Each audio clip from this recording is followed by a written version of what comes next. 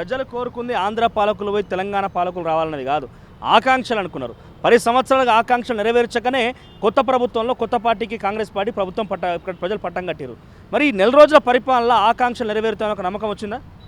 అంటే దాంట్లో ప్రధానంగా మీరు అన్నట్టు ఇంకా ఆర్థికపరమైన విషయాల్లో ఇంకా ఏమీ కూడా ముందడుగు వేసినట్టుగా కనపడతలేదు. కానీ ప్రజలు వాళ్ళ బాధలు చెప్పుకోవడానికి, వాళ్ళ కష్టాలు చెప్పుకోవడానికి, వాళ్ళ సమస్యలు చెప్పుకోవడానికి ఒక స్వేచ్ఛాయుతమైనటువంటి ఒక వాతావరణం. మీరు అన్నట్టు ప్రగతి భవన్ ముందు పేద ఒక గడిల రాజకీయాన్ని చేసినట్టు, గడిల సామ్రాజ్యం చేసినట్టు, గడిల పరిపాలన చేసినట్టు ఉన్నటువంటి ఒక వాతావరణాన్ని బద్దలు కొట్టగలిగినాం. అయితే ఇప్పుడు ఆ వాతావరణంలోంచి ఇంకా ఒక నెల అయిపోయింది, ఇంకా 2 నెలలు నడుస్తూ ఉన్నాం. గత ప్రభుత్వం కొనసాగించిన పథకాలు కూడా ఇప్పుడు అమలవుతున్నట్టుగా లేవు. 8 రకాల పెన్షన్లు కావచ్చు, ఇంకా ఇతరత్ర కళ్యాణ లక్ష్మి, రైతు బంధు, దళిత బంధు, ఇంకా అనేక రకాలైనటువంటి ఏవైతే ఉన్నాయో వీళ్ళు చెప్పిన 6 గ్యారెంటీలు కాకుండా, డిక్లరేషన్లు కాకుండా ఉన్నటువంటి ఆన్గోయింగ్ పథకాలు ఏవైతే ఉన్నాయో అవి కూడా ఇప్పటివరకు అవి కొనసాగుతున్నట్టుగా అయితే మనకు కనపడతలేవు. అంటే గతంలో బీఆర్ఎస్ పార్టీ ఇక్కడ అధికారంలో ఉన్నప్పుడు ఈ పరిపాలన బాగాలేదని ప్రజలు తీర్పునిచ్చారు. కొత్త ప్రభుత్వం వచ్చిన తర్వాత అంటే మీరు ఆశించగలుగుతున్నారా ఈ పథకం యొక్క పనితీరు? నెల రోజులుగా చూస్తున్నాం, ముఖ్యమంత్రి గారు రేవంత్ రెడ్డి, డిప్యూటీ సీఎం గారు బట్టి అందరూ కూడా వాళ్ళ శాఖల పరంగా రివ్యూలు కండక్ట్ చేయడాలు, సెక్రటరీ అందుబాటులో ఉండడాలు అని జరుగుతున్నప్పటికీ ఏదో కాస్త ట్రాక్ మిస్ అవుతున్నట్టుగా ప్రజల్లో ఒక ఆందోళన అయితే ఉన్నది. అంటే మీకేమనిపిస్తోంది? కరెక్ట్గా నెల రోజుల పరిపాలన ఓకే అనిపిస్తోందా?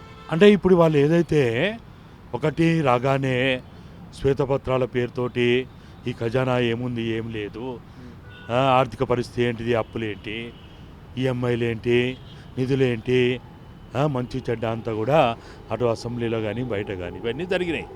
దాని తర్వాత డిసెంబర్ 28 నుంచి జనవరి 6వ తేదీ వరకు ప్రజాపాలన పేరుతోటి ఒక్క ప్రగతి భవన్లకు రావడం కాదు, ప్రజల వద్దకే ప్రభుత్వ యంత్రాంగం పోవాలి, ప్రజాప్రతినిధులు పోవాలి అనే దాంతో అదొక కార్యక్రమం తీసుకున్నారు.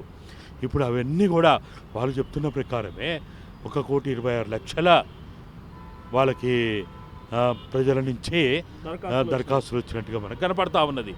అయితే వీటన్నిటినీ చాలా బాధ్యతగా వాటన్నిటిని కూడా కంప్యూటరైజ్ చేయడము, తర్వాత ఆన్లైన్ చేసుకొని స్క్రూటినీ చేసుకోవడము, ఇవన్నీ చేసిన తర్వాత ఇవి ఒక్కొక్కటిగా ఏ విధంగా అమలు చేయాలి, ప్రజల సమస్యలు ఎట్లా పరిష్కరించాలి అనే దాంతో నేను అనుకుంటా వీళ్ళు ఇప్పుడు సంక్రాంతి సెలవుల తర్వాత ఆయన ఏదో ప్రకటించినట్టున్నది ముఖ్యమంత్రి, ఏది జిల్లాల పర్యటనలని ఇవేదో జరుగుతున్నట్టున్నది. అంటే ఇప్పుడు వాళ్ళు ప్రజాపాలన ఒకవైపు దరఖాస్తుల స్వీకరణతో పాటు ఇప్పుడు పార్లమెంట్ ఎన్నికలపైన ఎక్కువగా వాళ్ళు ఫోకస్ పెట్టి వాళ్ళ రివ్యూలు అనుకోండి, ఇంకోటి అనుకోండి. గత 10 సంవత్సరాలుగా ఈ సిద్ధాంతం లేదు. ఇలాంటిగా ప్రజా సమస్యలు చెప్పుకునే అవకాశము గత అనేక మార్లు మాట్లాడుకున్నాం మనం. ఆ సిచ్యువేషన్ లేకుండే, కానీ సమస్యలు చెప్పుకున్నప్పటికీ ఆ సమస్యల్ని గాడిన పెడతారని ఒక నమ్మకం ప్రజలు కలిగించలేకపోతున్నారని అనేక మంది మాట్లాడుకుంటారు. ఎందుకంటే సమస్యలు వింటున్నారు కానీ ఆ సమస్యలు ఎట్లా పరిష్కృతం చేస్తారు, ఒక నిజంగా ఈ దగ్గర ఒక ప్లాన్, ఒక ప్రణాళిక ఉన్నదా అని ఒక అనుమానం కూడా ఉన్నది. అంటే ముఖ్యంగా మీరు అన్న అనుమానం ఎందుకు వస్తుందంటే వాళ్ళు ఏదైతే 6 గ్యారెంటీల అమలు కోసం దరఖాస్తులు ప్రజల నుంచి స్వీకరించడానికి వాళ్ళకి ఇచ్చిండ్రో దాంట్లో ఎక్కడ కూడా గైడ్లైన్స్ ప్రాపర్గా లేవు.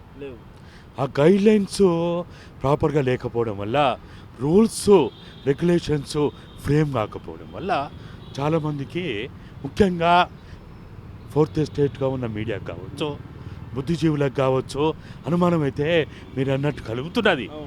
అరే ఇప్పుడు ఉద్యమకారులు అన్నారు, 250 గజాల భూమి అన్నారు. అసలు ఎవరు ఉద్యమకారులు? దీన్ని ఎవరు గుర్తించాలి? గుర్తించడానికి ఏమైనా దీనికి ఏమైనా నియమావళి, ఒక నియమావళి ఉందా, గైడ్లైన్స్ ఉందా, రూల్స్ ఉన్నాయా అంటే ఏం లేవు.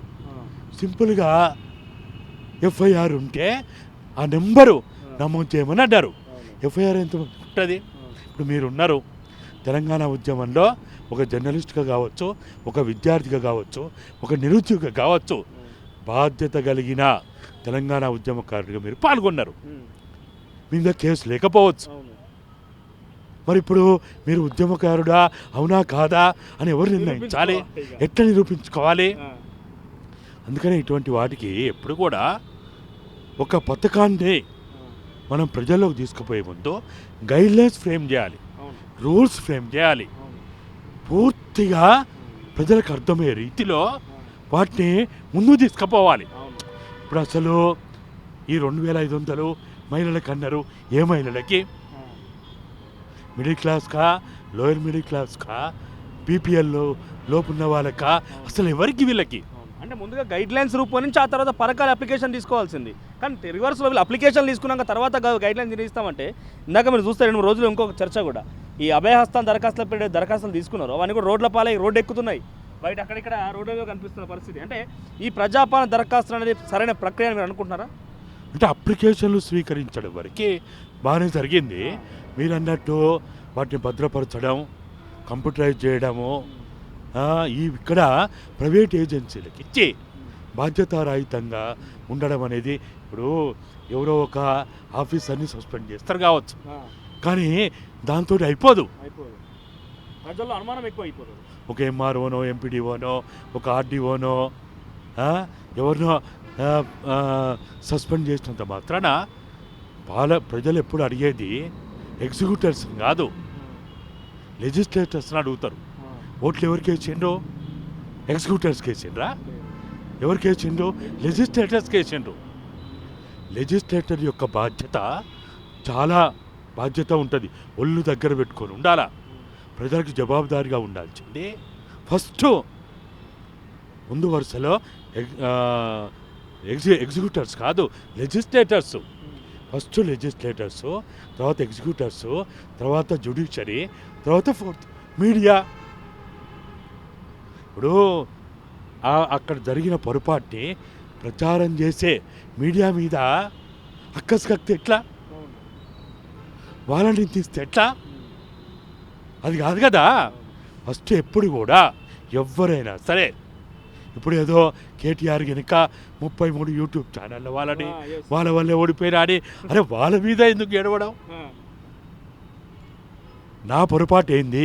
ఇప్పుడు ఒక ఇన్నయ్యగా, ఒక కేసీఆర్ని తీసుకొచ్చిన వ్యక్తిగా, ఈ గులాబీ జెండాని రూపొందించిన వ్యక్తిగా, తెలంగాణ రాష్ట్ర సమితి అనే 3 పదాల వెనుక 3 కోట్ల తెలంగాణ ప్రజల ఆక్రందనని, బాధని, ఆకాంక్షని చొప్పించి తెలంగాణ రాష్ట్ర సమితి అనే పేరు నిర్ణయించిన వ్యక్తిగా నాకు బాధ్యత లేదా?